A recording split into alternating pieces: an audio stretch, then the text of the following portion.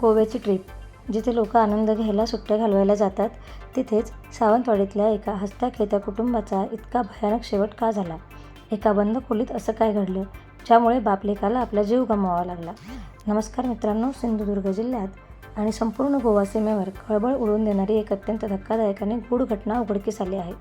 सावंतवाडीतील हे कुटुंब म्हापसा म्हणजेच गोवा येथे एका भाड्याच्या खोलीत राहत होतं. पण आज सकाळी जेव्हा त्या खोलीचा दरवाजा उघडला, तेव्हा आतलं दृश्य पाहून पोलिसांच्या पायाखालची वाळू सरकली. खोलीत बाप आणि लेकाचे मृतदेह गूढ अवस्थेत पडलेले होते आणि धक्कादायक बाब म्हणजे कुटुंबातील पत्नी तिथेच अत्यंत गंभीर मृत्यूशी झुंज देत असलेल्या अवस्थेत सापडली. नेमकं काय घडलं त्या रात्री या बंद खोलीत? कुटुंबावर असं कोणतं अचानक संकट आलं होतं की त्यांनी सामूहिक आत्महत्येसारखं टोकाचं पाऊल उचललं, की यामागे खुनाचा तरी भयानक कट आहे? कोणीतरी त्यांचा काटा तर काढला नाही ना?